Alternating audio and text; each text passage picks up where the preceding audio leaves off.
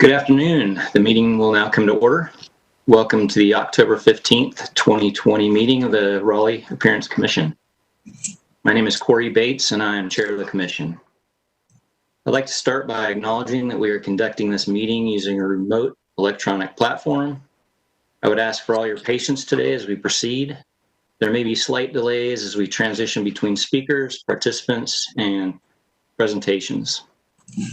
The commission is charged to provide guidance, advice, recommendations regarding the visual quality and aesthetic characteristics of the city of Raleigh.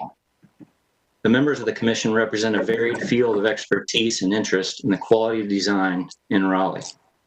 One of our primary duties is the review of administrative alternates for design. Before we begin tonight, I'd like to go slightly off script. One is I'd like to welcome the Commission's newest member, Patrice Gilmore. She is with us tonight. She was recently appointed by the City Council, and immediately following our administrative alternate cases, we can take some time to meet and greet and welcome Patrice to our Commission. Secondly, I'd like to just give a quick shout out to Brandy Thompson. She has tirelessly worked for the last 6+ years on the commission and done a fantastic job, not only being a commission member, but let's see, she was co-chair and then chair, and she did a great job, well-spoken, very thoughtful, and we're going to miss her, but I know she's going to do some more great things in the future. Now I'd like to go ahead and ask staff member Carter Pettibone to briefly explain for the participants how we will be conducting today's administrative alternate cases. Thank you, Mr. Chair. Today's meeting will proceed very similar to a regular meeting with a few minor adjustments. If at any time a participant has issues with the technology, please send a message to the moderator. Aaron Morton is moderating this meeting. The chat function has been disabled for all participants and commission members except for the ability to message the moderator if you have technical difficulties. For each administrative alternate case, a city staff member will provide a brief introduction and presentation. The applicant will then be acknowledged to present their case and have 15 minutes to do so. Speakers for the applicant are asked to provide their name and address for the record. Following the presentation, the commission members will be given an opportunity to ask questions of the applicant and staff. The commission will then hear from any other participants who would like to speak on the request. Members of the public would need to have signed up in advance to participate. I don't think we had anyone who had signed up to speak. When all comments from the applicant, staff, and other participants are complete, the commission chair will bring the item back to the table for deliberation. The commission members will then deliberate on the item and review the findings listed in the applicable section of the Unified Development Ordinance. Following deliberation, the commission chair will ask for a motion, which will take the form of a recommendation to the planning director for action on the request. The motion can be a recommendation for approval with conditions, or denial. The commission may also vote to defer the case to the next regular meeting. This is typically done in order to receive additional information. The commission will then vote on the request. And just as a reminder, if you do not have your video on and you'd like to speak, please identify yourself. So anytime you turn off or turn back on or identify yourself. So I'll now turn it back over to the commission chair to conduct the administrative alternate reviews. Thank you, Carter. I will now call the cases in the order that they appear on the agenda. Tonight we have 2 cases. And first up is case number AAD 21-20. And it is 10805 Leesville Road. Charles Dillard from staff is going to go ahead and present this for us. Thanks, Corey. So again, this is AAD 2120 10805 Leesville Road. This is a build-to alternate. The build-to is intended to provide a range for building placement that strengthens the street edge along the right-of-way, establishing a sense of enclosure by providing spatial definition adjacent to the street. The building edge can be supplemented by architectural elements and certain tree plantings aligned in a formal rhythm. The harmonious placement of buildings to establish a street edge is a principal means by which the character of an area or district is defined. Finally, the build-to range is established to accommodate some flexibility in specific site design while maintaining the established street edge. So I'm going to read through a summary of the staff report. The applicant is proposing to develop a new subdivision with 79 townhomes on 81 lots on this 19.26 acre site located on Leesville Road at I-540. The property was rezoned from R4 to R10 conditional use in 2019. Conditions limit density to 6 units per acre, prohibit apartment buildings, and waive block perimeter standards. The block perimeter is waived due to the adjacent development patterns, topography, wetlands, and location along I-540. The development does include a trail connecting Sophiana Avenue at its southern end to Berrycrest Avenue. This trail provides for a pedestrian loop and open space at the site's core. The townhouse build-to is 10 feet to 55 feet, 70% of which must be occupied by building width. The corner build-to requirement, the building be placed in the first 30% of the build-to along the street, extending from the block corner, technically applies to lot 53 on the site plan. The 2 rows of townhomes along Berrycrest Avenue north of the riparian buffer to Sophiana Avenue together occupy approximately 40% of the build-to width. The proposed alternate augments the building coverage with 2 open amenity areas labeled enhanced landscape on the attached plans. Those areas contain lawn and plantings. The southern of the 2 amenity areas, located adjacent to the riparian buffer, provide access to the site's internal trail. The trail adjacent riparian buffer includes wetlands. So I'll read through the findings and then answer any questions if there are. The approved alternate meets the intent of the build-to regulations. The approved alternate conforms with the comprehensive plan and adopted city plans. 3, the approved alternate does not substantially negatively alter the character-defining street wall or establish a build-to pattern that is not harmonious with the existing built context. The change in percentage of building that occupies the build-to area or increased setback does not negatively impact pedestrian access, comfort, or safety. And finally, site area that would have otherwise been occupied by buildings is converted to an outdoor amenity area under section 1.5.3. So any questions if you have any? Any commission members have any questions for Charles? Okay. None being, we will welcome Arnaldo Echeverria. Hopefully I said that correct. David Brown, if you could both state your name and address for the record, that'd be great. And the floor is yours. All right. In alphabetical order, I guess I'm first. Arnaldo Echeverria here with Withers Ravenel. Corey, you were really close. Echeverria, yes. Thank you for not butchering it up so much. So I am with Withers Ravenel, representing the developer, in this case, Tri Point Homes. And I have the pleasure of being alongside a great teammate here, David Brown.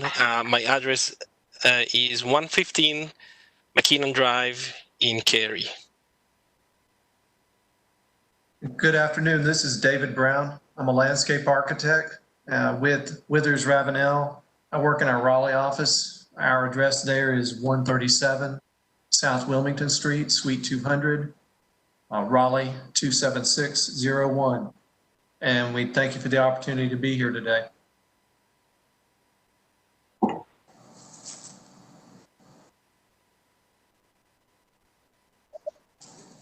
Great, thank you. The floor is yours. Go ahead, and if you want to go ahead and present your case. Absolutely. So thank you, Charles, for defining the build-to and giving a quick introduction of the project that we are proposing here.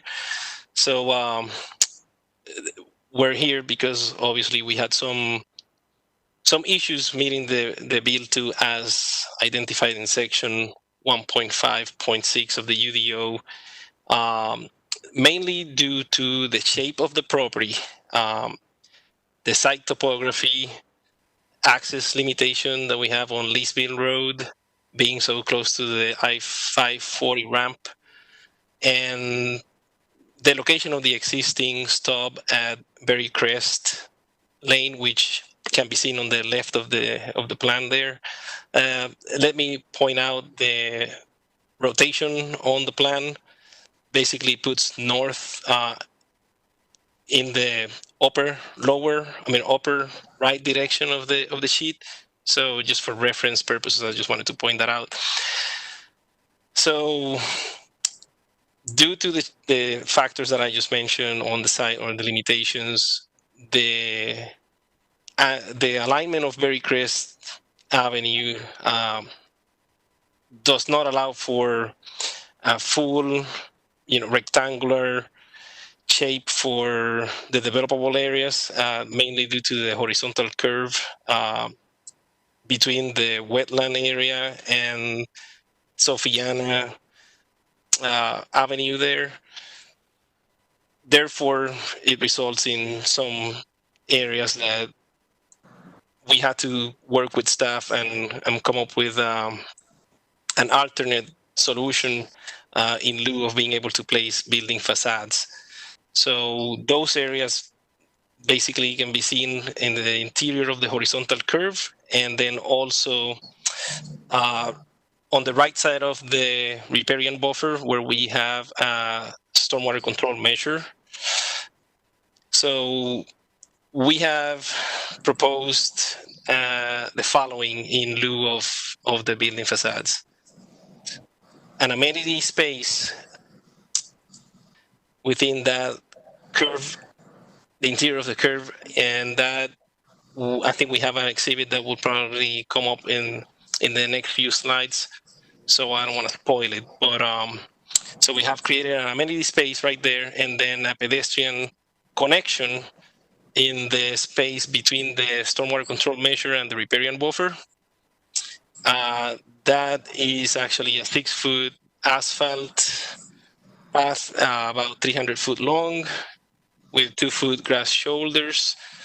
That also contains some seating areas along the route that safely provides for access from the dead end on Sophiana Avenue to the mailbox kiosk location, which is located, there you go, on the east side of Berry Crest Avenue by the riparian buffer. In addition to that, we have included in the amenity area some plantings, as well as an inviting pavilion with picnic tables that can be seen in one of the upcoming slides in a little more detail.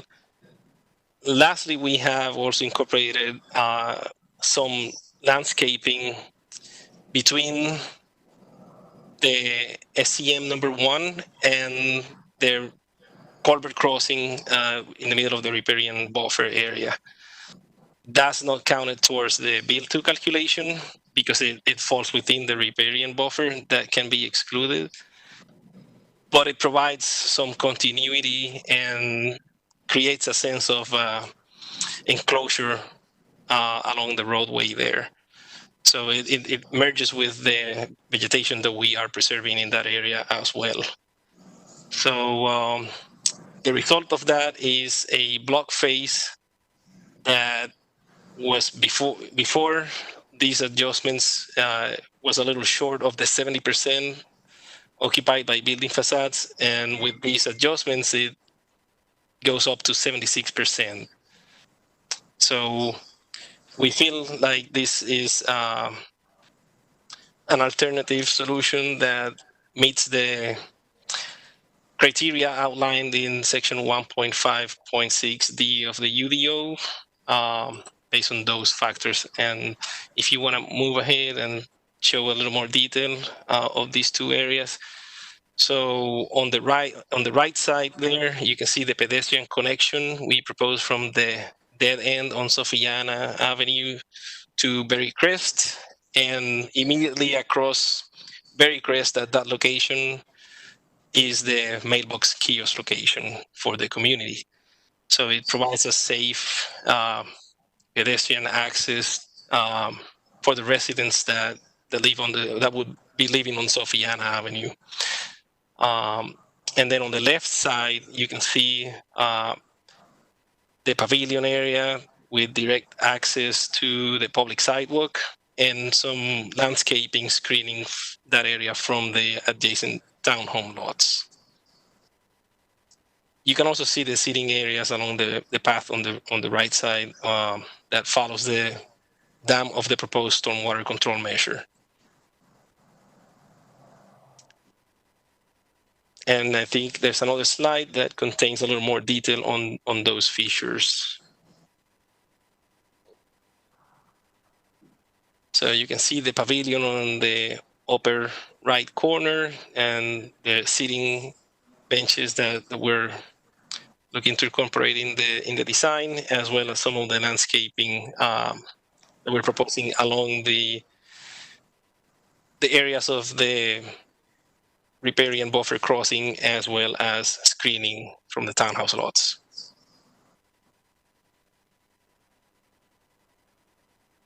And I believe that would be, we may have a more detailed landscape plan of the overall development.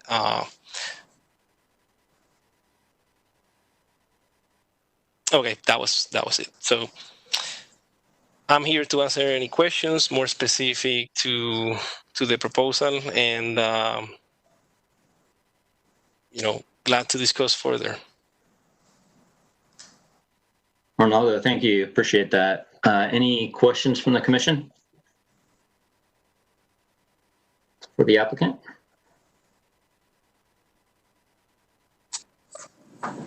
Is for the SCM number 1, is there a fence around the water pool at all, or is that totally open? You cut off a little bit, but I think you were asking if there was a fence. Yes, around the stormwater control. I didn't see one, but I just wanted to make sure. Not currently proposed. So if required, that may not be such a heavy lift to include. I would love for it to not to have a fence. But. Okay, so we'll leave it that way. So the stormwater department does not require them to be fenced. Okay. So.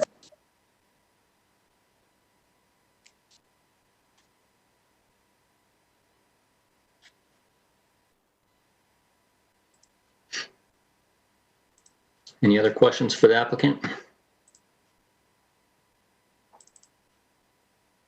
Being none and understanding that there are no members from the public that have signed up to speak either, I will close this and for internal discussion.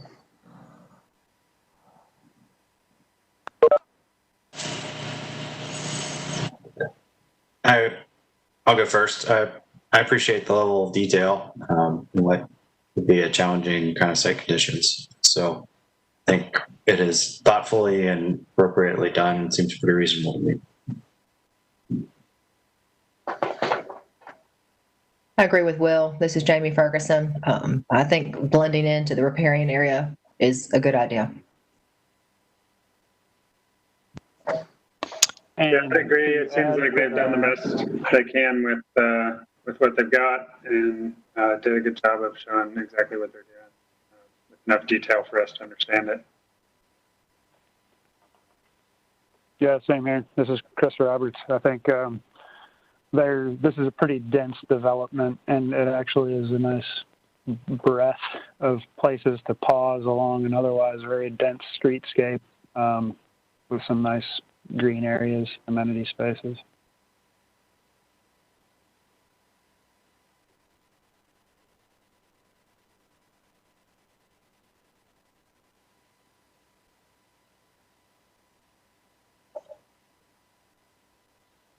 I'm right there with you all. I think the placement of trees kind of to open up a little amenity space on that inside curve there with a little pavilion is nice. The path is a great little amenity. Connecting those together would be a nice little space. I don't see any issues with this at all. Any other comments, questions, motion? Actually, we can look through some findings if everybody's comfortable. I think I just had one landscape comment. It doesn't This is Adam. It doesn't really, been my original thoughts, but I thought it was interesting that they decided to screen the riparian area with Juniperus chinensis when it's probably something that people want to look into, but it's kind of a common thing that happens.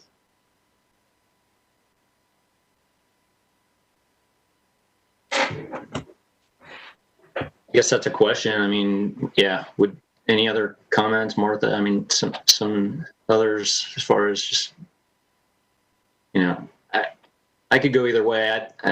Some people like to look at that, some people don't. Yeah, I guess it depends on the quality of the woods, I guess, too, or at least the end quality of the woods. If there's a lot of invasives and vines, it might not be attractive, but it might be if it's a healthy forest.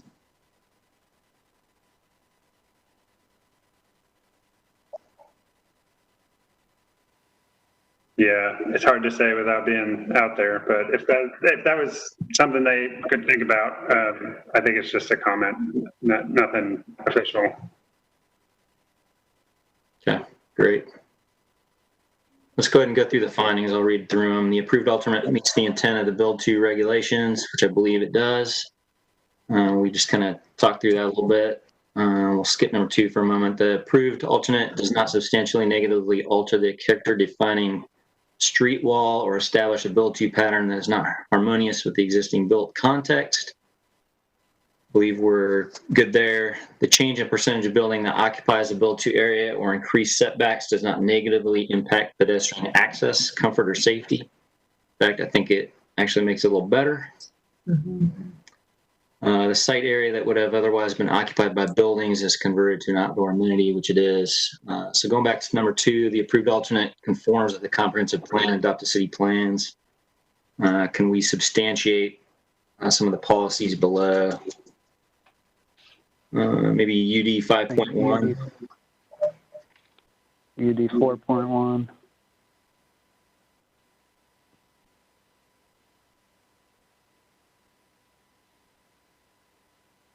UD 5.4. UD 5.1 with the mindset that we're talking about using the new landscaping and integrating it into the existing buffers. Right. Good point.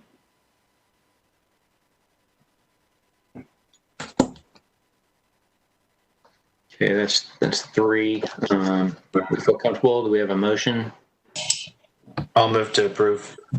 Second, Jamie Ferguson.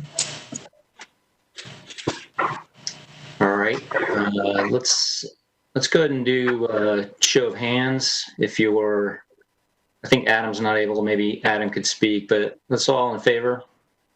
Let's raise our hand. This is Adam. I'm in favor. Yeah.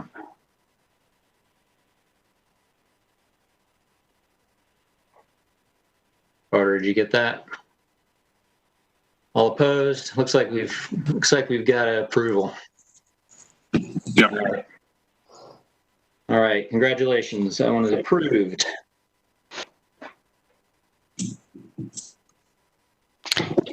All right, let's go on to case number 2. Let's see, AAD 22-20, 901 Freedom Drive. This was one that came before us before. And we gave them some comments, feedback, and this is kind of their official bring it to our commission here. So I think Carter is going to go ahead and present this one. You want to go ahead, Carter? Sure. Thank you, Chair. AAD 2220, 901 Freedom Drive, and this, indeed, you saw this at the last regular meeting as a courtesy review, and actually you saw it as a courtesy review and a actual review back 2019 as well.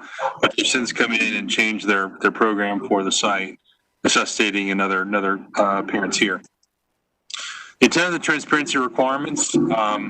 Visual interest of street-facing building facades for both pedestrians and building occupants, and minimize blank wall areas.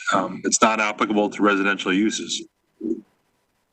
The Applicant is proposing to develop another 28-acre site with a warehouse building built with the general building type.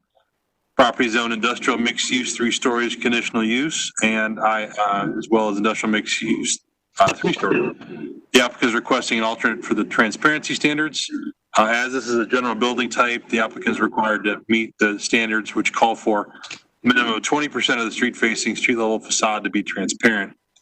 The street-facing facade on the building will front Bullock Farm Road, or actually an extension to that, as part of the site plan that's to the north. The applicant requests an alternate on this facade.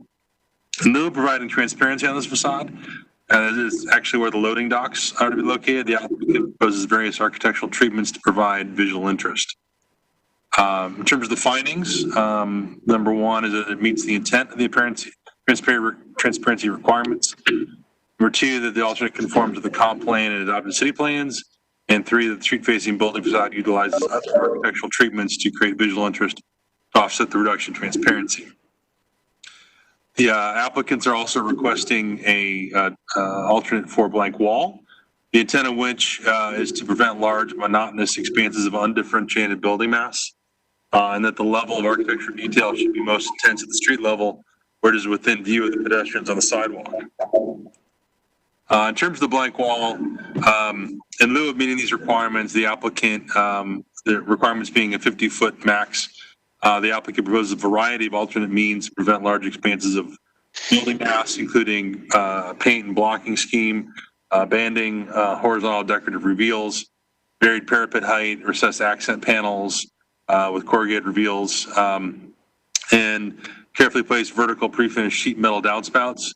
And I think as well from the meeting that they were here for the courtesy, they provided some limited clear story windows as well. In terms of the findings, number 1, that meets the intent of the regulations. Number 2, that it conforms to the comp plan and adopted city plans. That the increase in blank wall area is offset by architectural treatments and increased vertical landscaping. And the last one not applicable because it's an urban frontage, and this is not. In terms of the landscaping and screening, the intent of that is to provide meaningful and well-designed screening and buffering, and that tree and shrub planting should not interfere with the safe vehicular and pedestrian circulation on the site. In terms of staff report for landscaping and screening, the applicant proposes for the vehicle loading and the trash service collection areas to be located to the north, between the building and the proposed Bullock Farm Road extension. And the applicant proposes to screen this area as shown on the attached plans, which will come up in a minute. It's also worth noting, and I did mention this during the courtesy review, that the section of the code that deals with location of vehicle loading is controlled by a different section of the code, 7.1.9, which is not eligible for an alternate. The section of the code that is applicable for an alternate is where the service areas like trash service could be located, and that typically is to the rear or the side, but they can obtain alternate for that location to be between the building and the street. The screening of both these types of areas is eligible for alternate.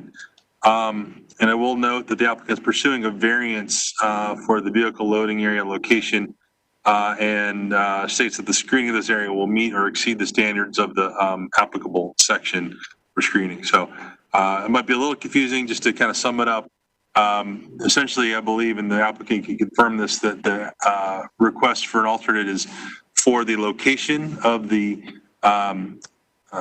basically the trash and service areas, and that they'll be able to meet the screening requirements of both that and the vehicle loading areas, and that the vehicle loading areas, separate process through the variance, the Board of Adjustment, they would need to obtain that. So the applicant can kind of give some more detail, but I'm happy to answer questions at this point.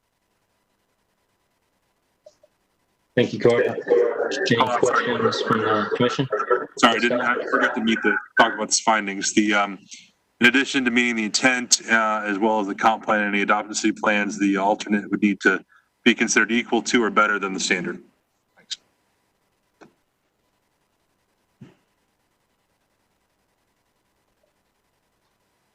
Any questions from the commission?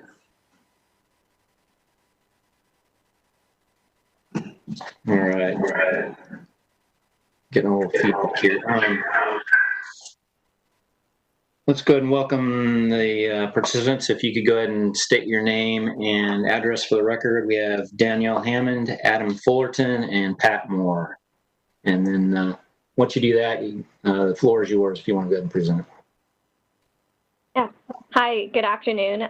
This is Danielle Hammond with Kimley Horn, located at 421 Fayetteville Street in Raleigh, North Carolina at 27601. Pat Moore, Vice President of Architecture with AN Architects, formerly Nair Architects, Inc., which is we just had a name change. If you see that come through, 302 West 3rd Street, Cincinnati, Ohio. Hi, this is Adam Fullerton. I'm the landscape architecture analyst on this project, also with Kimley Horn Associates. Great, thank you. Thank you for the great introduction, Carter. So good afternoon, everyone. We're back before you again for our formal submittal for the administrative alternate for Project SMILE. I know we were here a month ago, but I will still give a brief introduction just to help recap the project and help illustrate just background information to help understand why we are here. So the site is to be developed by Al Nair. It's an industrial zone site in East Raleigh. And since, we came here a year ago for some other administrative alternates and coming back before the board again for similar ones and some new ones, as Carter explained, as we had a direction for the direction for the development has shifted to accommodate a specific end user. This end user will utilize the development as one of their warehouse and distribution centers. This end user has a widespread presence, and due to such, they have a well thought out logistical distribution program that is ultimately reflected in the site layout and building prototype, which is essentially the basis as to why we're here requesting these administrative alternates for the site. As mentioned, the site is located in East Raleigh, southeast of the New Bern and New Hope intersection, and west of Freedom Drive. Currently, the site is comprised of 10 parcels zoned both IX3 and IX3 conditional use. All the surrounding sites are similarly zoned industrial uses. To the north, we do have a middle school, and a storage facility. To the east, across Freedom Drive, we have other industrial-based uses, such as I think a towing company and some construction-based companies. To the south, we do have a mobile home park. However, it's a non-conforming use in this area. And to the west, we have other industrial companies that really and truly more so front New Hope Road, and the rear of those facilities face our site. And then that's just kind of like how the site lays out today. Next slide, please. So this is a site plan for the site. Ultimately, we're proposing to recombine the 10 parcels into 3 lots. One of the lots is north of the Bullock Farm Road extension that is part of this project, as you see at the top. So between the middle school, we have a property. We have a property between the middle school property and Bullock Farm Road. And then we're proposing 2 lots to the south, one of them that houses the entire site development, and the other one has our stormwater control measure and some tree conservation areas. Components of the site, that we're proposing are some of the standard components required in Raleigh, such as tree conservation, a wet pond and level spreader for proposed stormwater detention and water quality treatment, and the Bullock Farm Road extension from Parton Road to Freedom Drive as part of the City of Raleigh Comprehensive Transportation Plan. Getting into some site specifics, there'll be one building, approximately 130,000 square feet. To the east and south of the building, there is a parking lot for employees and visitors. The west side of the building is for fleet vehicle storage, and fleet vehicle loading is immediately adjacent to the west building face. And to the north of the building is the service and loading area. As mentioned, the end user has a logistical distribution program, which has led to the site to be laid out as shown. in conjunction with the facility layout interior to the building to provide the most efficient and seamless operation to the end user. So with that being said, we are requesting 3 alternates: transparency, blank wall, and service area location. I do want to touch on the service area location versus the loading area location. As Carter mentioned, we're here for an alternate for the service area location, such as dumpster and any other service area requirements. We have submitted a variance to the Board of Adjustment for the loading area location to be heard in December. As Carter mentioned, the screening that we are proposing for the service area as a part of this alternate essentially take the screening required for a loading area and upping that requirement essentially. So if the service area admin alternate is approved, the screening that we are proposing exceed the required screening for a service area. So with that being said, we'll get into the specifics of our alternates. Next slide, please.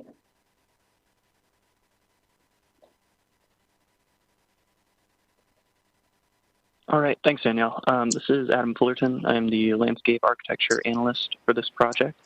Again, just to reiterate one more time, what you're seeing on screen is the proposed loading area, which is not eligible for the administrative alternate. However, within this loading area is a service area, being the dumpster enclosure, which is eligible for the administrative alternate. Typically, these dumpster enclosures or service areas are meant to be located on the side or the rear of the buildings. However, we are proposing it north of the building, between the building and Bullock Farm Road. And this is meant to consolidate where a lot of the larger vehicles would need to congregate on site. And the goal of this planting proposal that you see on screen is to eliminate any view of this dumpster enclosure and service area from Bullock Farm Road or from any adjacent properties. We aim to do this through layers of vegetation, some of which are required and some of which are going above and beyond the requirements through some enhanced screening, as well as with a screening wall. The first layer that you see here, marked number 1, are the street trees. These are shade trees placed 40 feet on center. Beyond the street trees, marked number 2 is the required C2 street protective yard, which is 15 feet in width with 4 shade trees and 15 shrubs per 100 linear feet. These first 2 areas are required by code, and they're planted to code in our proposed landscape plan. And as we move beyond those to numbers 3 and 4 is when we get into the more enhanced screening methods. Number 4 is the screening wall, and we'll go into more detail about that in the upcoming slides with the architectural elevations. But number 3, we're calling out as a C3 street protective yard. A C3 yard isn't necessarily required for this sort of screening, but we felt that it best represented the enhanced level of screening that we were going for with this plan. And with all these layers combined, we feel that this should eliminate any and all views of the service area from Bullock Farm Road or any adjacent properties. If you can move to the next slide, please. Here we have the proposed plant palette for each of these layers of vegetation. The first, for the street trees, we chose presidential gold ginkgos, specified to be males to ensure that none of that ginkgo fruit is spread across the street and sidewalk. Within the C2 yard, we are proposing sour gums and pin oaks for shade trees, as well as mountain laurels and distilleums as shrubs. And then finally, in that enhanced screening we're calling a C3 yard, we chose autumn moon camellias and Texanum waxleaf privets. We chose these species for a couple of reasons. The first of which is that they will grow to be 8 to 10 feet in height and width, meaning they'll be nearly as large as a screening wall that they're up against, and take over the entirety of that C3 yard that we're proposing. But additionally, we chose these species to add some more aesthetic features. The camellias bloom in the fall, and the ligustrums bloom in the spring to provide some year-round interest in addition to just being screening plants. That should do it for the landscaping. As I said, we'll go into more detail on the screening wall itself later on in the presentation. But I'm going to pass it on to Pat Moore. Thank you. Thanks, Adam. Carter, if you could go to the next slide. So this, as we had said before, this is a tenant that has a pretty strong national and international presence. And our building design is based mostly on their prototype, which has the employee entrance down at the south end, docks at the north end, and the overall building design and the branding is all supportive of what they wanted to achieve.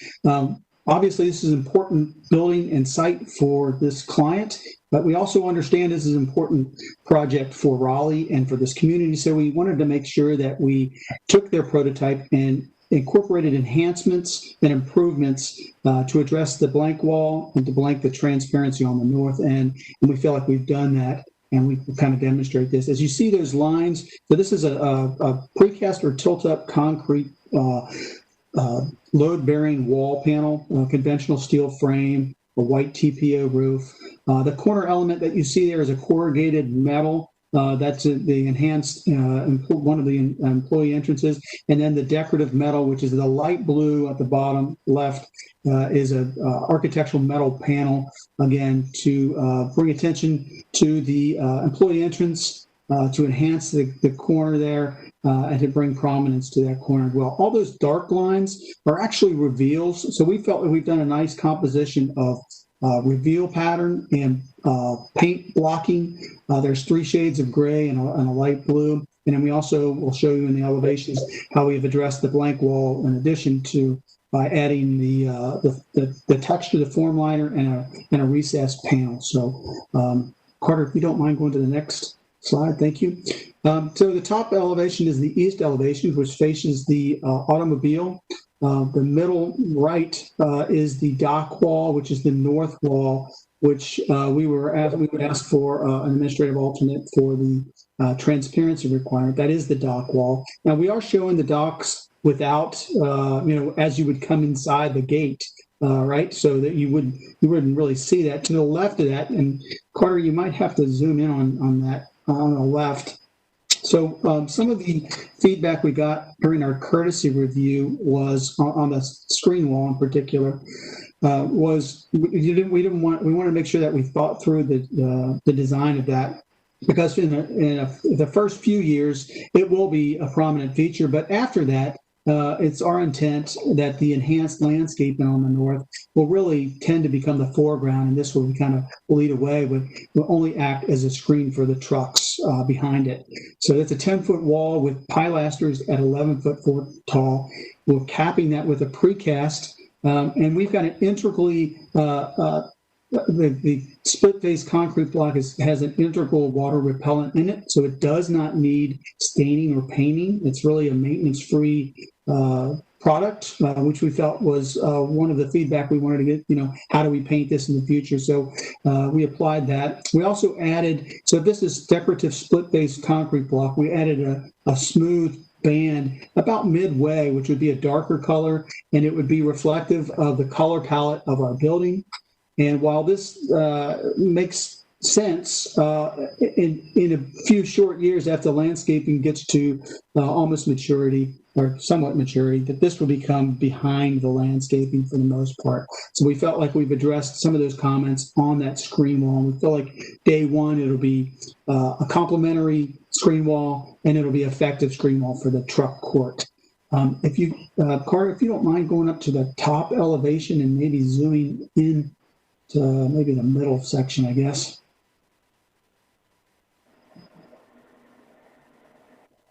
That's great. Thanks for your help. So a couple improvements from the last time a month ago. So we did hear the comments about adding clear story windows, and we recognize the value of that. And so we did talk to the tenant, and they were interested in adding those. So we added 4-foot by 8-foot clear story windows along the east side, the north side, and the west side. And, like all clear story windows are much not only is it natural light, but there's visual connectivity with people and occupants in the building. They can actually see through that, see sky and trees, and so it improves the overall building in that way. So we felt like that was an improvement. And as you recall, those two darker the dark charcoal-y color, the darkest gray, that was a big block before.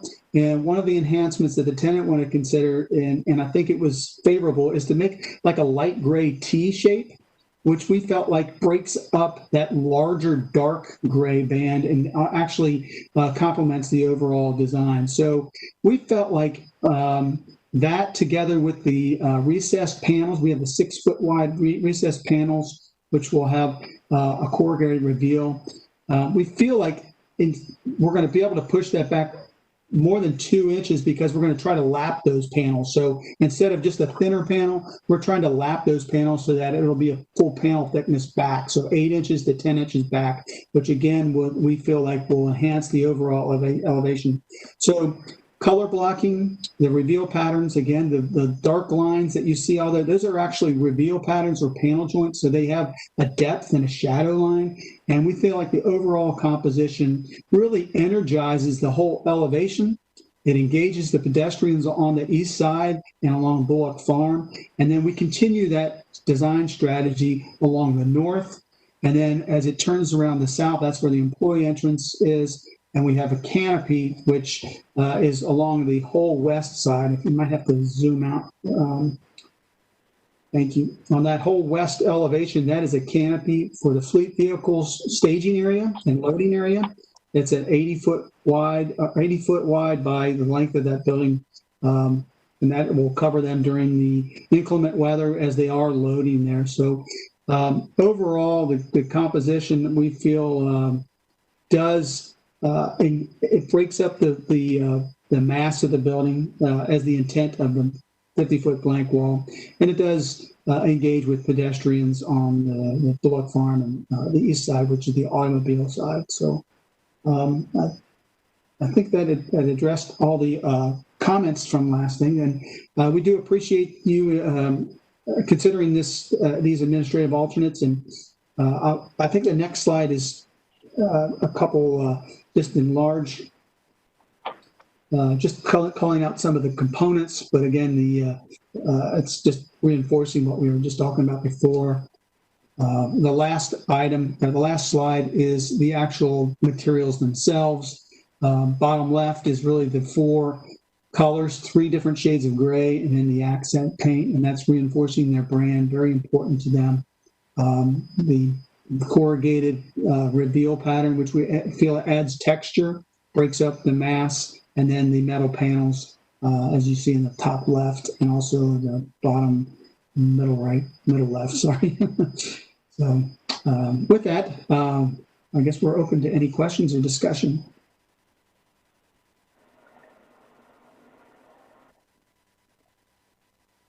Great, thank you all for that presentation. Any questions from the commission? I just have one. I think the 2 perspectives that were shown of the outside, those are the south side of the building, right? So those aren't really in play for what we're discussing today. Correct. And that's really just where the employees arrive, and that's the engagement of the employees. But that is not the north side, which that's where we're introducing the screen wall and the enhanced landscaping. But if you look at the design features, we carry that around the north side, as you can see in the north elevation. Chris, this is Carter. You would consider that for the blank wall because the blank wall would be applicable to all building sides. But for transparency, you're only considering the north elevation. Thank you.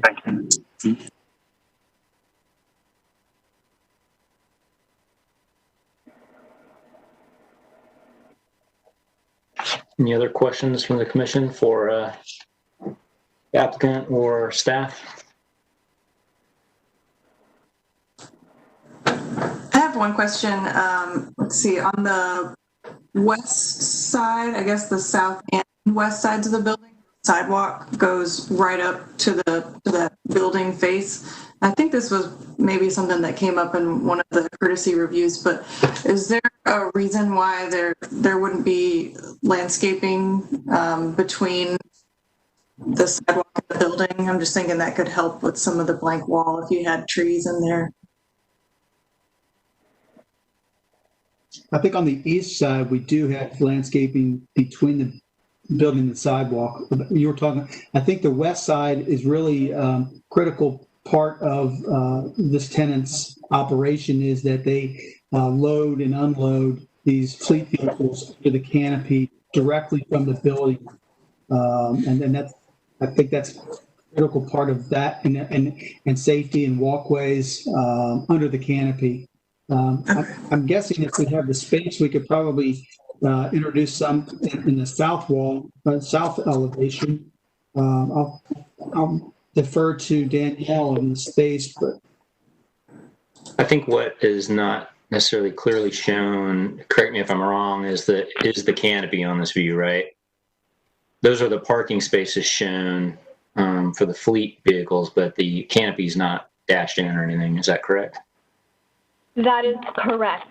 The canopy, so if you see these square white painted in spaces, and then you see kind of the cross-hatched area followed by another row of the square painted spaces, the canopy extends to over the square spaces closest to the building. So that is the extent of the canopy. And with that being said, we do have a wide sidewalk adjacent to the building, but based on prototype standards, that area needs to be fully concrete and no landscape can be provided in that vicinity. Along the east side of the building, we do have, I believe it's about 5 feet between the building and the sidewalk. We aren't showing any shrubs or landscaping in that area, but if that's something that the commission would like to see, please let us know. We also do have, you see those landscape islands, it's about every 10 parking spaces. Those will have trees as well. Okay, but on the south side, there's nothing that would prevent, if you had the space operationally, there's nothing that would prevent you from having landscaping between the sidewalk and the building? So on the south side, there's quite a few entrances to the building there. That is kind of where the office facility is. So they like to have a wider sidewalk there. I think we're providing a 10-foot sidewalk for their prototypical standards. So no landscaping is currently shown in that vicinity, but we do have, I think, about 3 landscape islands along the south building space for trees. Yeah, I think that's a requirement, but do you have a elevation of that side, south side there? Mm-hmm.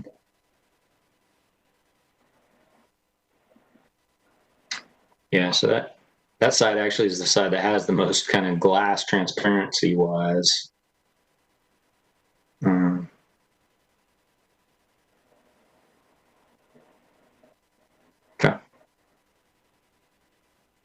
we could look at the islands, maybe do some enhanced landscaping in the landscape islands that we do have along that south elevation, if that's something the commission felt that was, we'd like to look at it.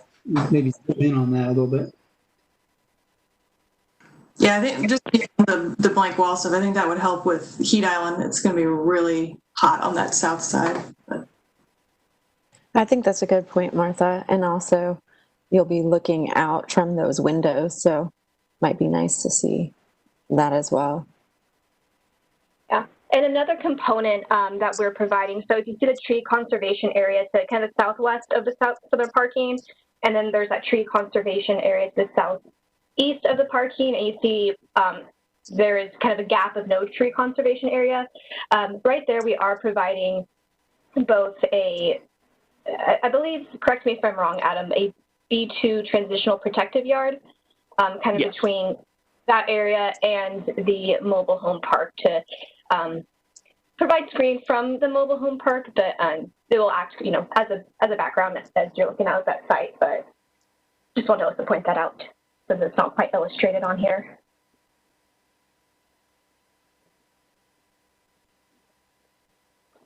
This is William Dodge. Am I hearing you correctly that the canopy goes all the way to the diagonal hatch in the center of the service yard? Yes, Right. I believe it's up just a little shy of it, but generally in that vicinity, yes. It would just be helpful if you guys showed that on the plan. I mean, it would make your building look gigantic, but it also, that's what's really going on. So just in general, when you're showing your plan, you probably want to show that.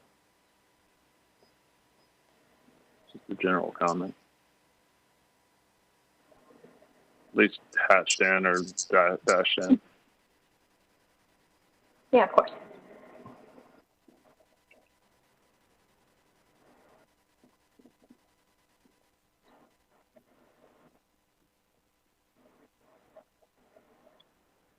Any other questions for the applicant?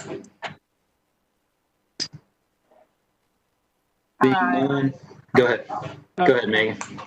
Hi, I just wanted to confirm that, I mean, obviously that's what's shown on the plan, but that dumpster area beside the loading dock is the only one servicing this whole building. It looks small to me, but that doesn't matter. I just want to make sure that that's what I'm looking at.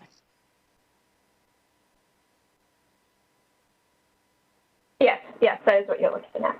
Okay, great. I have a question for staff, Carter, I think. So are we actually going to be voting on the landscaping and screening request?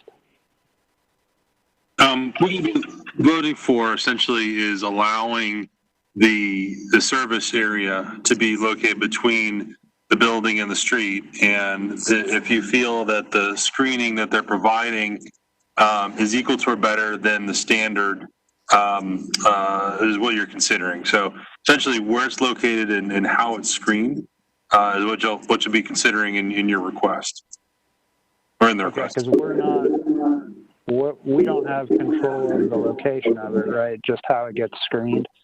No, basically the section of the code that talks about the location of service areas, it does mention it needs to be to the side or rear, but that part falls within the administrative alternate eligible part of the code. The loading areas, vehicle loading areas, is specified in a different part of the code, which is not eligible for an administrative alternate, and they would need to get a variance to do that. But gotcha. Essentially, you're considering: are you okay with that location? Are you okay with the screening of that service area? Does it satisfy, or is it better than what the code would require for it? Gotcha. Thank you. Question with regards to what's the initial?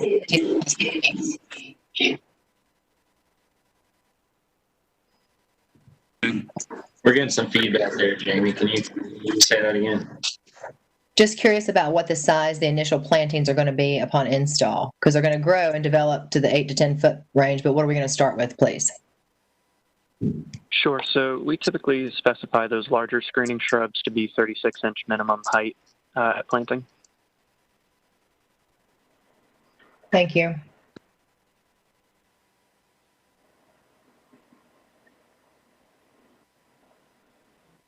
Tacking on to Jamie's question, there will be full height when exactly? About a year or longer?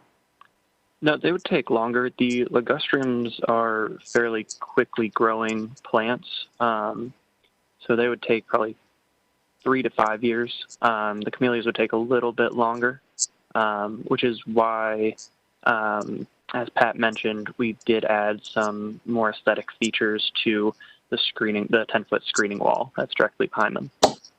Okay, thank you.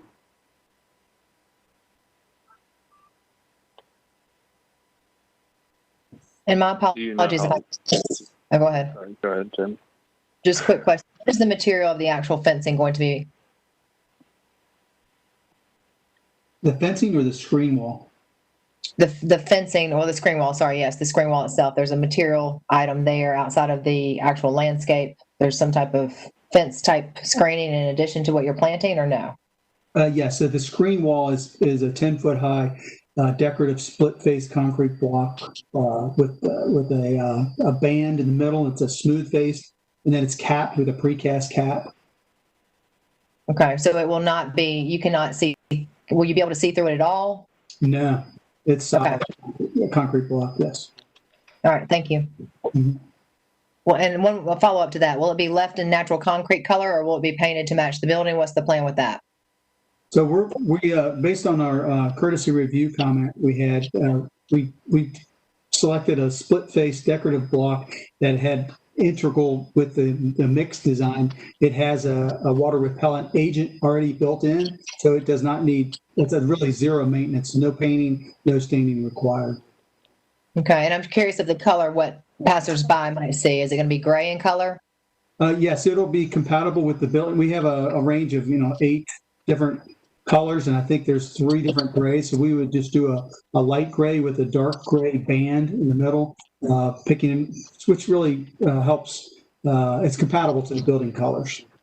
Okay, thank you. Mm-hmm.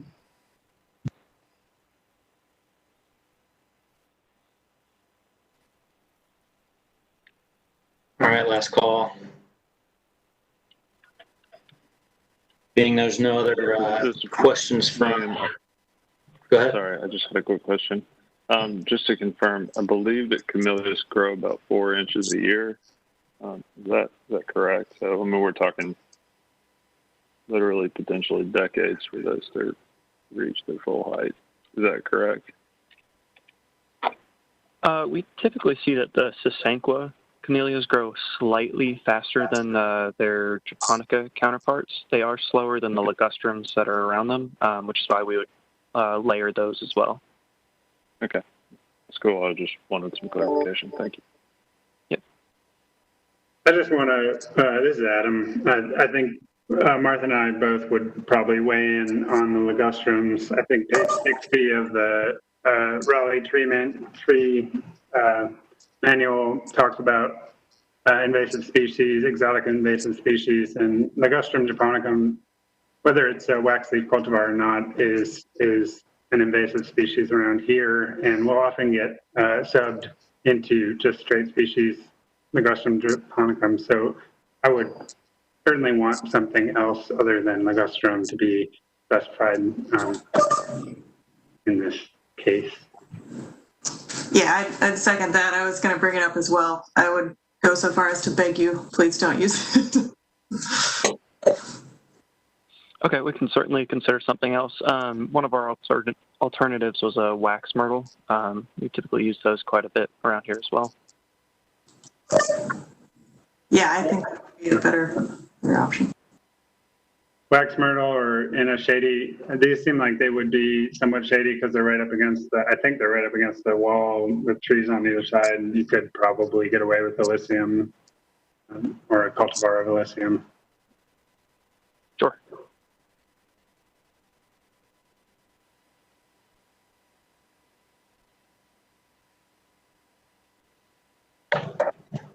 Thank you all for that input. Because that was one of my questions as well, is the denseness of kind of this enhanced screening with, will they grow as fast? Will they not? Will they get as much sunlight or not? But I'll leave that up to the professionals on our team here. No other comments. I will close. I understand there's no members from the public that have signed up to speak, so we'll close this and for internal discussion. We have 3 different things we're reviewing here. If there's any general comments first, maybe we can take those. If not, we can go right into, we can kind of separate them out. Are there any general comments first? I have one other thing just on species. The Calmia latifolia, I doubt will survive. It's pretty hot here for that, especially in a big parking lot road situation. So I would just maybe think of an alternative for that one as well.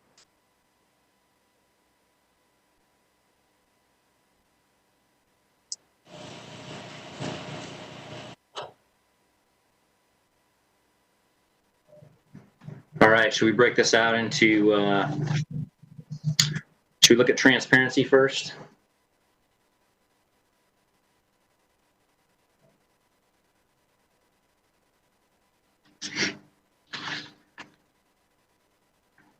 Yes, we have the findings here. So this is what we're looking for. The approved alternate meets the intent of the transparency requirements. The approved alternate conforms to the comprehensive plan and adopted city plans, and the street-facing building facade utilizes other architectural treatments to create visual interest and offset the reduction in transparency. Is there any comment, questions about this? This is William. I remember when they came originally for the courtesy review, and one of the comments that we had was adding some clear story windows. While I wish there were more of them, I do appreciate the fact that they did do that. So we've got to point that out.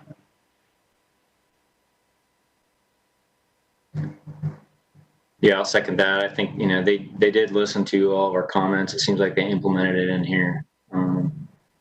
Like you said, William, maybe not to the as much as we would normally do, but I think it was a good shot over the bow anyway. It's better than it was. Yeah, for sure.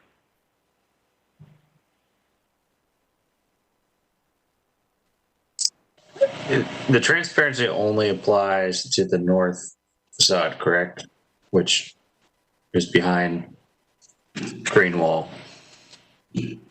Correct. It would be for the north one facing the street. My general comment related to this, but also related to the service, is it seems to me like it's pretty tied to the loading use. And by that, I mean, if they aren't able to receive a variance for loading, then the service should go with the loading.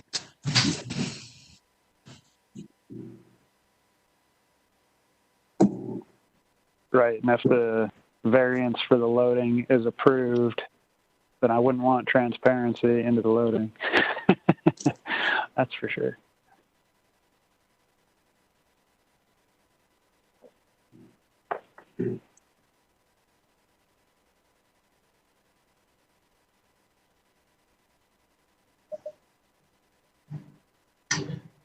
Yeah, maybe Carter, can we condition that based on their?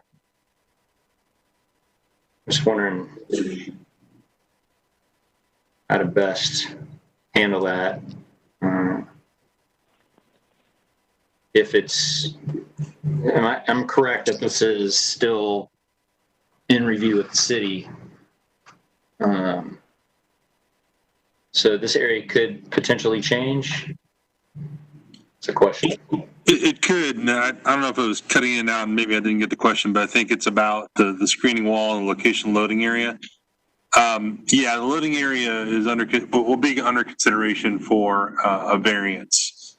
If you feel more comfortable kind of conditioning your recommendations on, say, the approval of that variance, you could do that. Or essentially what would happen if they didn't get the variance, they would most likely be coming back for a redesign of the site to put it somewhere else, and you'd probably be considering alternates again. So if you're more comfortable in putting that condition on there, you could. And you've done something similar in the past, you know, for other approvals as a condition as part of your recommendation. That makes a lot of sense. This is William. Yeah, I think that makes a lot of sense to condition that.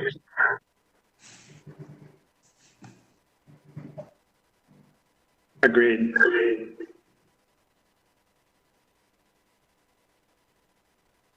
Yeah, I don't know if now is the time to talk amongst ourselves about this, or when we get to the comprehensive plan policies and what actually fits in with this. But the fact that that loading area has been moved to the north side is creating some real difficulty for me to figure out which one of these policies actually helps it fit.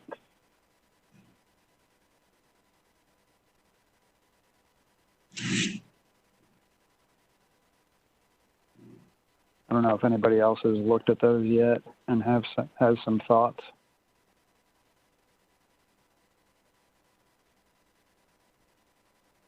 You know, all these, it seems like most of these policies deal with the front face of the building and not a service area or a loading area.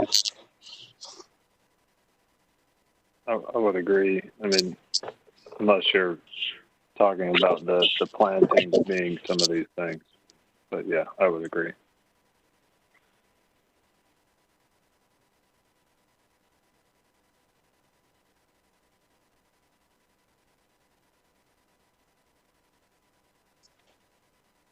How do you all feel about policy LU 7.4 being a reinforcing factor for this project?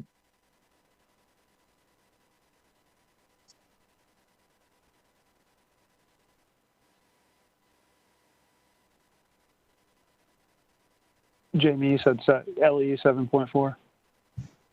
Yeah, that was like the only one that I highlighted as being a possibility. Mm-hmm. And I understand the convenience of everything being right at straight front, but it does create a challenge, as we've mentioned. And this is on the north side. Comment for the south side, not to jump ahead, but I want to make sure that if and when we approve that there's some type of comment made to confirm that the C2 yard that was mentioned in presentation today is properly installed.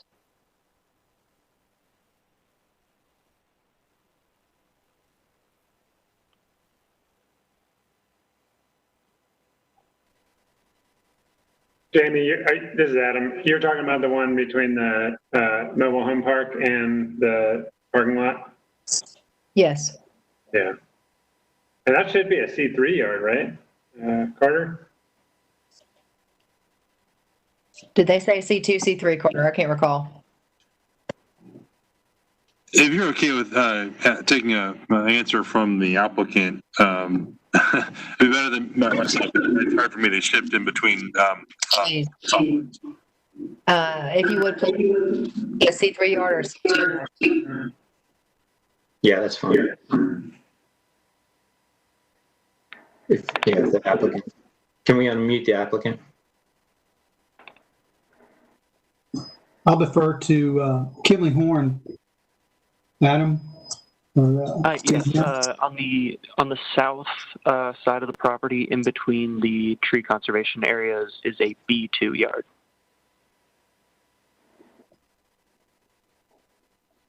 And Adam and Danielle, if I'm not mistaken, that one of the conditions of the rezoning case is that there's screening between the building and the mobile home park, correct? Yes, correct. We agreed on a B2 yard to screen that area. Yeah, I actually think the zoning condition, the B2 yard, is more restrictive than the zoning conditions. For the zoning conditions screening, rezoning condition screening, the B2 protective yard is more restrictive than the rezoning condition screening required. Sorry, I butchered that a few times.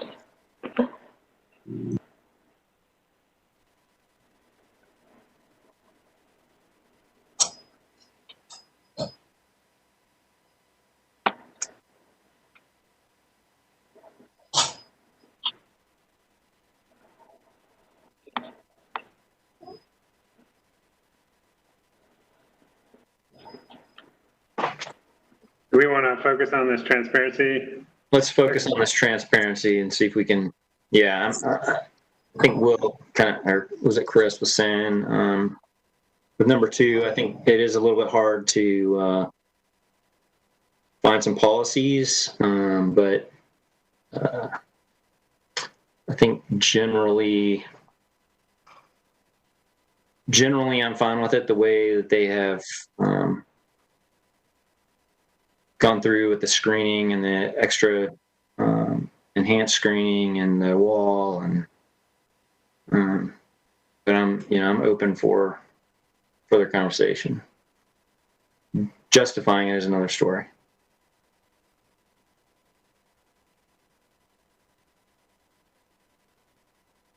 We wanted to go ahead and read through these again. Let's start with number 3. The street-facing building facade utilizes other architectural treatments to create visual interest to offset the reduction in transparency. For transparency, I think we're okay there. The approved alternate meets the intent of the transparency requirements.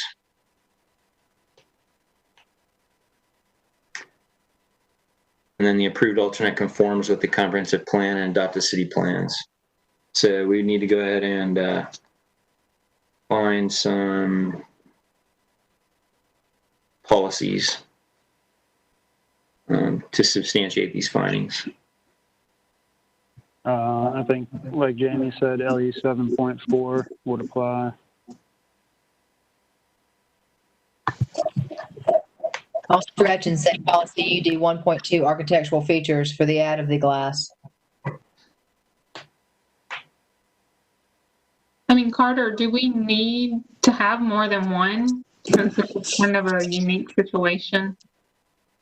There's no hard and fast number that you have to have. Say, for example, you have to have more than 50%. I mean, these are policies that I think that apply. And, you know, in this, you can look at it in a context, situation of context that some of these might not now apply because of the fence. So I think it's what you're comfortable kind of showing there, and then the planning director would consider your recommendation and see if there's others that do meet it or do not. But there's no hard fast number that you have to have for the policies. I would think that in the reverse, if you saw that something is does not meet a lot of these policies or is really contrary to them, that would be a way that you can say, we don't think this generally meets the comp plan or, you know, the standard. A comment behind that, which Carter just explained, if indeed the location of this loading area is not approved, we really wouldn't be facing any approval for this bit right now. Is that correct from you all? Corey, Carter, is that correct? I think we'd want to condition our approval. Okay.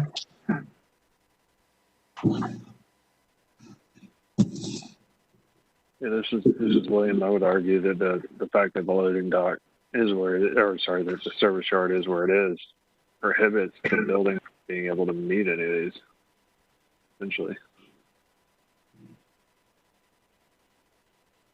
Aside from the ones mentioned, 7.4.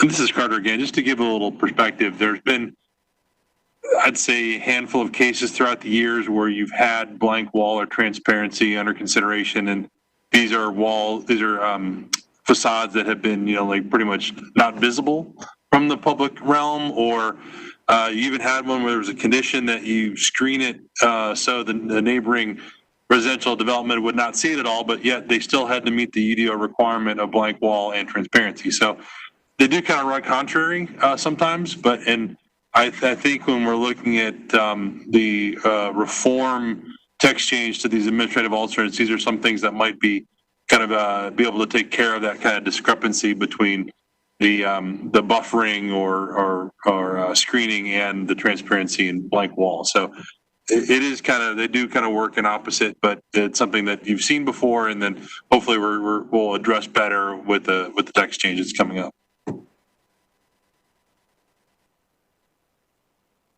I mean, the other policy that I think could work would be UD 5.1. I mean, it is an industrial area, and if you look at some of the properties, both to the east and the west of this one, I would argue that it enhances what's already out there.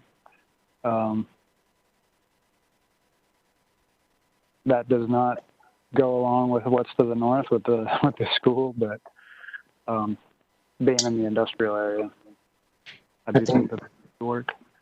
I was thinking the same thing, Chris. I feel like there are several buildings around there that it fits in well with, if not improves. And they're not going anywhere. I think Wake Board of Elections is taking over one, and it's not going to change the look of the building substantially. I think going along with that is that the road to the north is a newly installed road, that they also own a small section of kind of a tree protection buffer area on the north side between the road and the school. So, you know, having both sides of that in play and with the location of where this is located, I'm not as necessarily as opposed as I would be if I was in a more urban environment.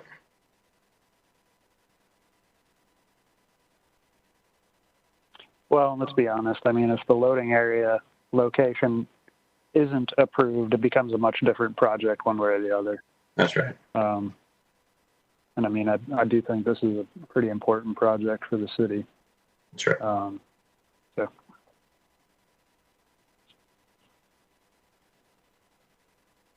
So we've gone through the findings. Do we have a motion for transparency? Motion to approve with conditions.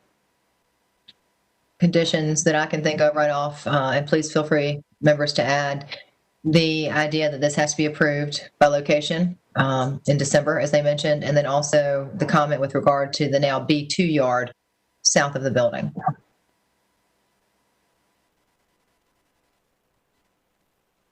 Any comments? Second? If I may make a suggestion that you look at that one when you come upon blank wall, because you're just looking at the northern location right now. Okay, fair. So the first, yeah, based on the first condition that is approved in December, or is approved, not necessarily in December. This is Adam. I'd second that motion to approve with the condition as Jamie stated. Any more conversation on that? If not, we'll all raise our hand. All in favor?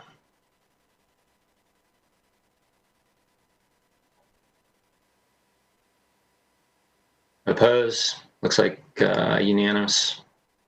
Opposed? Okay. All right, transparency passes. Let's go ahead and move on to blank wall, right? Let's look at the blank wall area and the findings. So am I correct that we're just looking at the first three, right, Carter? The urban frontage doesn't apply. So approved alternate meets the intent of the blank wall area regulations. The increase in blank wall area is offset by additional architectural treatments and increased vertical landscaping, and the approved alternate conforms with the comprehensive plan and adopted city plans. Any conversation about blank wall?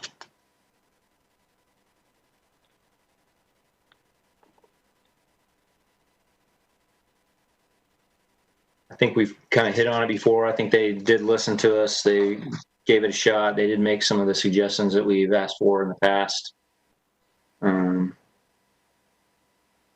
I feel pretty comfortable with it.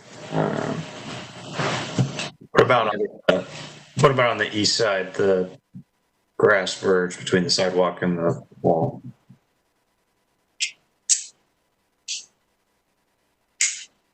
I think that was a great suggestion. Any other comments with that? I think, Martha, that was your, yeah. We can, of course, put a condition if we want.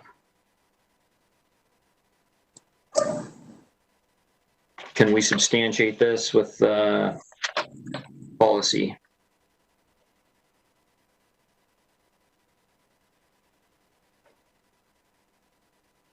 Martha, how would you condition this if you were going to, based on what you were thinking there? I think it was a really good point. But. So on the east side, were you thinking that the condition would be that we required trees? Because they are showing that landscape strip on the east side, just not on the south side. They have not shown any landscaping though, right? Right. It could be anything. Could be just would suggest that, yeah. I don't know how you all would feel with, I don't know if we necessarily need to say what the plantings are, but it is a pretty tall facade there. It's a pretty big facade. That might help break it up, soften it a little bit. Yeah, my only fear with if we were to require trees, we just need to make sure that it's actually wide enough that they are going to live. It's not super wide.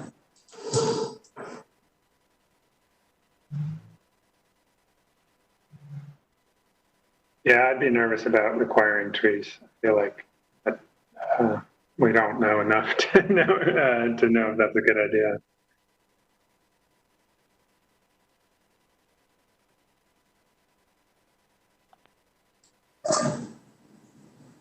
Would it be enough to just require landscaping? That seems easier to administer.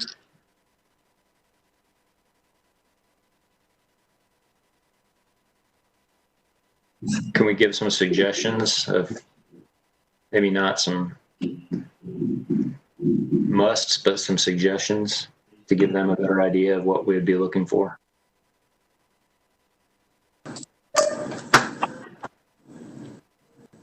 I mean, I think we can recommend like foundation plantings, shrubs, trees, if they will fit. I would be hesitant to recommend species just without knowing more about soils and.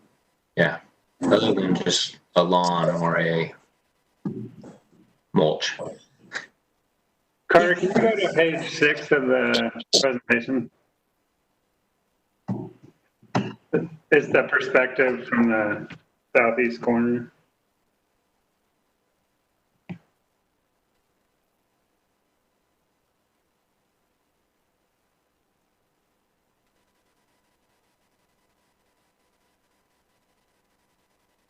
Is there a way to zoom in? So we're talking about that landscape strip that's right up against the building. Is that correct? That's right.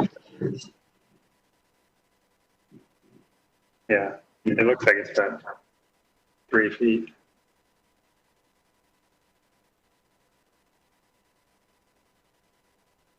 Would you be inclined to prescribe similar plantings as they're already using in the front there by the loading area?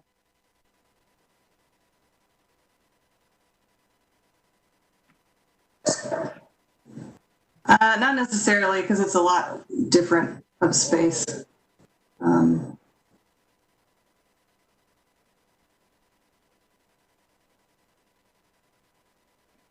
I would suggest just saying landscape plantings, not just turf, but just landscape plantings beyond grass. Yeah.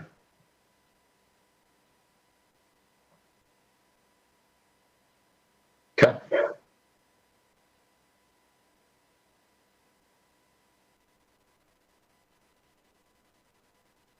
Any other comments? Can we substantiate based on the policies outlined?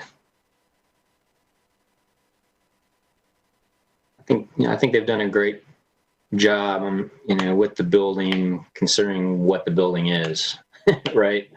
So it's a large building, it's a big distribution type building. I think they've done a great job with that, trying to break it down and break the scale down. They've listened to our comments from the last meeting.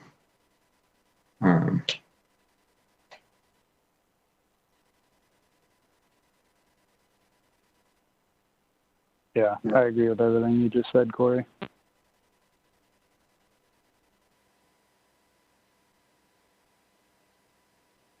And I would put forth LU 7.4 again and UD 5.1. Yeah, I agree with those too. Great.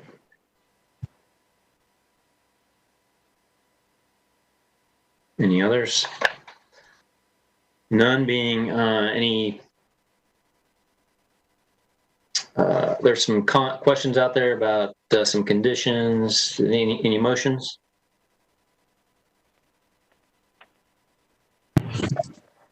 Motion to approve. This is Jamie Ferguson, with the conditions of the B2 yard installed, and then also whatever verbiage you all deem best, something beyond turf up against the building and the space discussed. Landscape plantings along the front. Okay. Any discussion? Any second? I'll second. This is Martha. All right, we have a motion and a second. All in favor?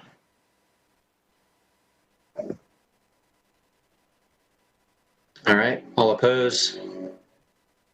This is Adam. I'm in approval. Okay. All right. Jake, I saw a hand go up. Is that an approval or a... Sorry, approval. I did. Okay. A bit late. Okay. All right, that is good. So our final one, which is the most question, the biggest question to me is the landscape and screening. I think exactly what we're supposed to be looking at here, but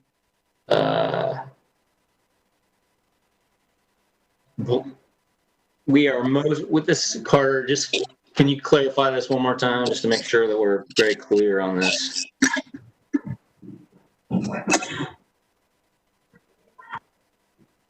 Corey, maybe boils down to, are you comfortable and think that what they propose for screening around the service area is equal to or better than the requirement, and that you're okay with that location being between the street and the building, and the screening being equal to or better than the standard? And then you'd mentioned conditioning it based on the approval of the variance for the location of the loading area. That's right. I just want to make sure that everyone was clear that it is for that, just that area in particular of the loading area. Bates, question. Would you be inclined, or should we as a commission consider deferring this portion of the request until after the approval or at least presentation with the location?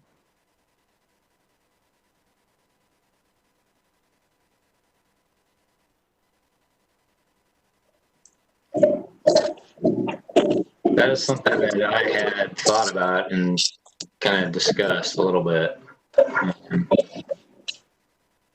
But I think, I think based on the adjustments that they've made to the plan, the clarification of what the wall actually is, the detail on the wall, the thickness and density of the landscaping, and how they screened it, along with the sliding gate, which was not as clear before. I think I feel comfortable with this, with the condition that it gets approval. Yeah, I think it's very well screened. It's about as well screened as it could be. And so if it is approved in its location, I feel like it will be very well screened. I think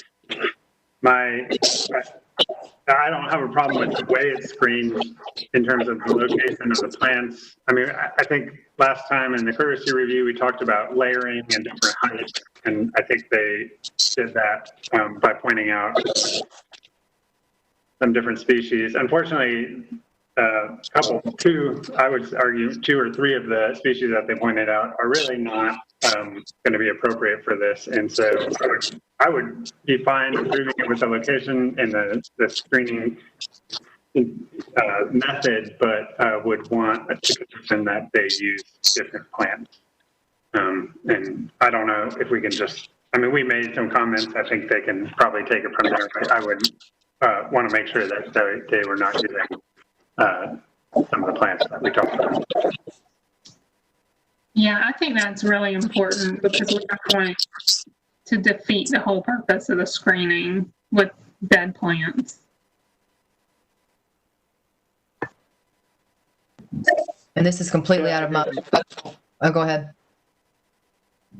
I was just going to add that you want the service to be located wherever the loading is. So if the loading is approved to be on that north side, yes, we should approve it to be with the loading on that north side. So conditional, like you said. And as far as the screening goes, it seems like the screening is better than what's prescribed by the UDO. So I don't even think the screening part's a question. I mean, I think they've met that, and that we're not even talking about a variant for that, an alternate for that. Yeah, totally. And Adam, But I do agree with everything you said about the landscaping. Sorry, Jamie. oh, it's okay. Thanks, Chris. Adam, to your point, you said you do not want them using specific plantings. Do you all, from a professional arena, want to prescribe now, or do you want to leave it up to anything but the selected items? Carter, I feel like I don't want to make something that's hard to administer for you all. So what could you talk about what would be easiest for you all to administer? Well, I would say the best thing for staff would be to be prescriptive in that, say, substitute Y for X. That would be the cleanest and the best for staff in the review. I don't know enough about landscaping to say use Y or something similar instead of X. So that's where I guess the rub is, like, how prescriptive can you be, or can you say substituting something else similar for those species you don't like? Yeah. Or saying a non-invasive, something considered non-invasive. Yeah, I was gonna say something like that. We could just condition that they be native plants native evergreen plants, because both of the ones that are evergreen of the same form and habit. And I think. So we're talking specifically about the Comia and the ligustrum, and I don't know where the vintage jade distillium is going, but that cultivar is pretty short, so it's not going to screen anything above your knees. So that was the other one, but I think we can leave that. So if the Comia is native, but it's not going to do well, and so another local, something that's going to do well locally that's evergreen and of that same form and habit, and I bet he'll find something. What do you think, Mark? Yeah, I'm comfortable with that. I'm always hesitant to prescribe specific species just because we don't know enough about the details of the site. Yeah, exactly. Yeah.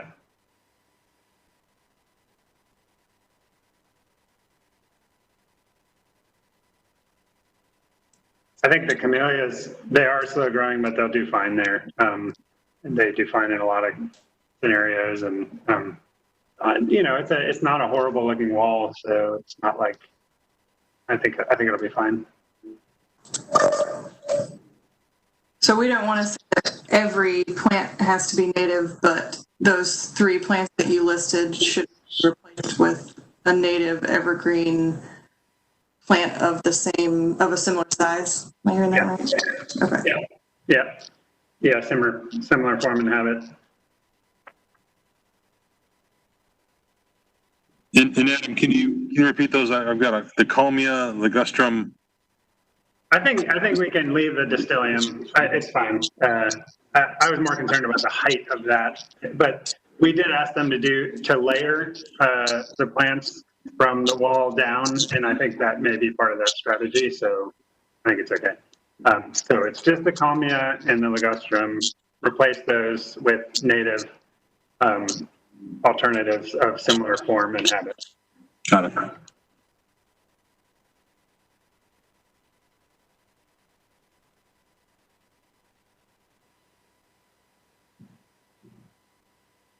So in that case, I would make a motion to approve, or do we need to go through findings?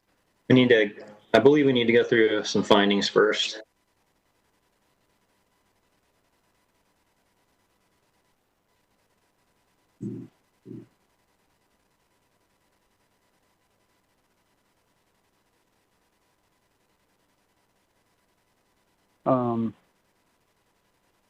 I guess my question on the findings is, if the screening actually meets the UDO, do you need to identify findings for putting it on the main road, the primary road?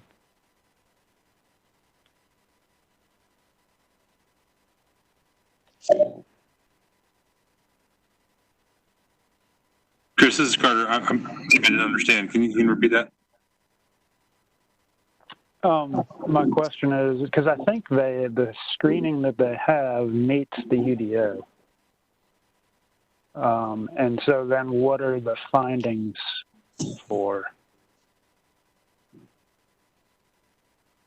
Well, I think that in addition to saying this is the location is okay between the street and the building, that what they proposed adequately or is better than the code addresses that. So it kind of goes with the location. It's kind of what you've seen, what they proposed with the condition would be required to, provide that equal to or better that satisfies the location requirement.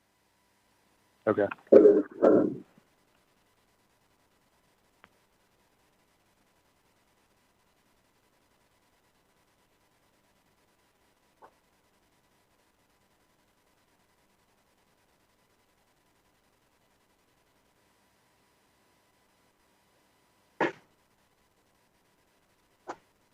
I think we could say policy UD 3.8, as there is a pretty large wall already.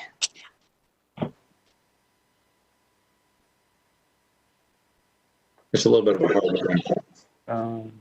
Maybe LU 5.6. Yeah. With that, I think we've covered it. Adam, were you going to put a motion out there? You were so eloquently stating some. I'd be happy to make a motion to approve with the condition as described earlier with Carter. The condition is the replacement of 2 plant species with native alternates that are similar performance. As well as, yeah, you were going to the same thing, the approval of the variance. And the approval of the variance. Great. Do I have a second? I will second. Who was that? Sorry, for clarification, Adam, you were specifically asking for evergreen too as well. You may have breaking up a little bit, so I couldn't hear that. Yeah, I left it at form and habit, but would include, I think habit would probably include evergreen, but yes, they should be evergreen. Cool, thanks. Okay, we had a motion, we had a second. All in favor? Raise your hand.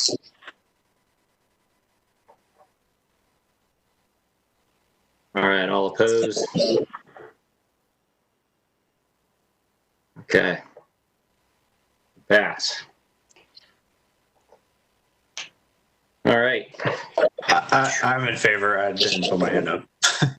Gotcha.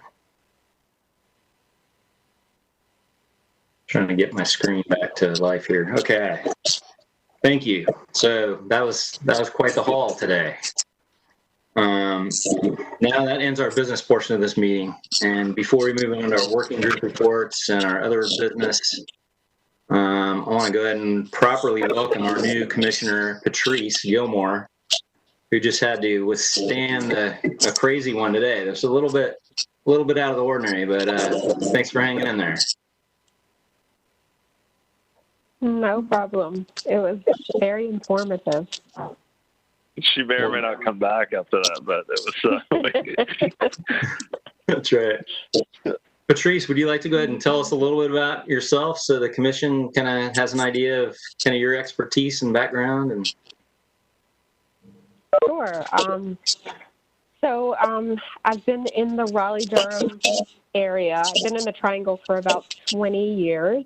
I started my career out of construction management, out of the construction management program at North Carolina A&T. So I started my career with a company called Bovis Construction, and I worked for them for about 15 years.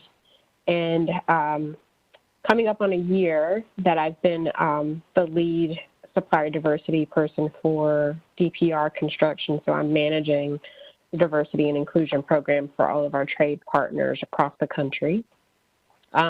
Actually live in, I guess what would be considered East Raleigh or Northeast Raleigh.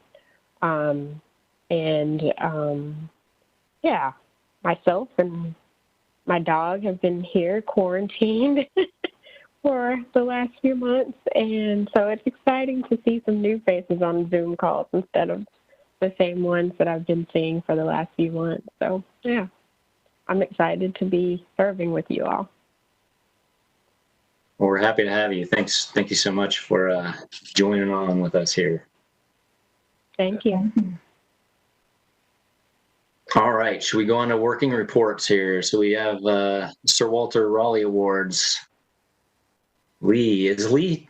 I haven't seen Lee today. Is Lee here? We gave Lee the night off. She said wow. She was gonna go vote. So I said, please take the night off. Do it. Yeah.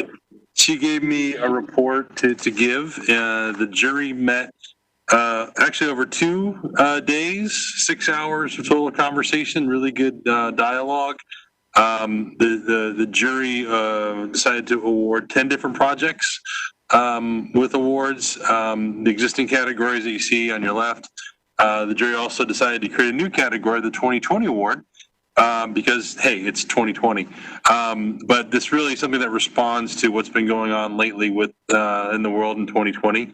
I think we're hesitating to send those the list of winners off because they still need to be affirmed by council, and we want to notify the winners and the folks that did not win before we kind of started moving out. But I want to thank Candace and Adam for chairing and vice chairing the jury and kind of corralling all those folks that included the folks from 4 different commissions, 4 Pedestrian Connection members, and 2 guests, including David Hill and let's see, who else do we have?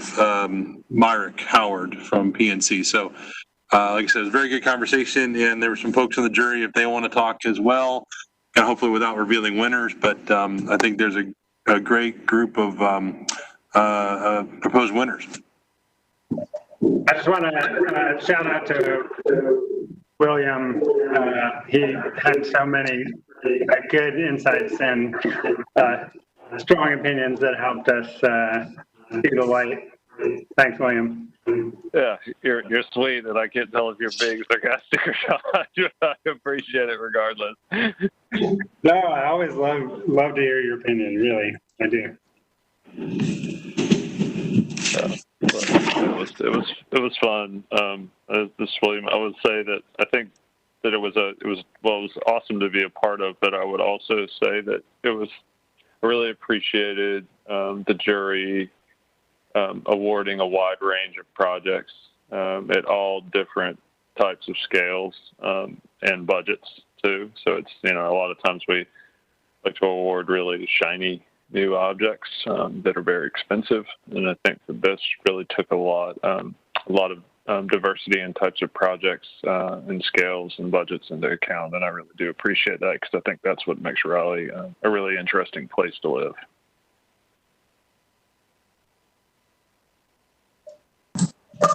Well said. All right, so that's it for Sir Walter for now. Do we have any other meetings coming up or planning meetings you're aware of, Carter?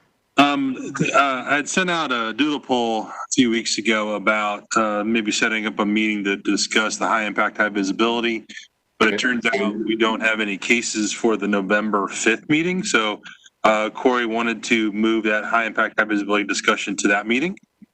So you'll have that. I think the other thing that meeting will be the approval of the minutes from the quasi-judicial procedure. So that is actually something that's very formal with this procedure, this process. So you'll be looking at that, but definitely be there for the meeting on the 5th, 4:30, and we can do a deep dive into the high impact, high visibility topic. Yeah, I think that's going to be great, and I'd really appreciate it if everybody can be available for that. There's a lot of work, like I said before, there's a lot of work that's gone into it, and if we want to move forward with it, it'd be great to get everybody on board to figure out the best way to move forward with this. Great. Should we go ahead and we have minutes from the September 17th meeting? A couple meetings ago. Anybody want to? Has everybody looked at those?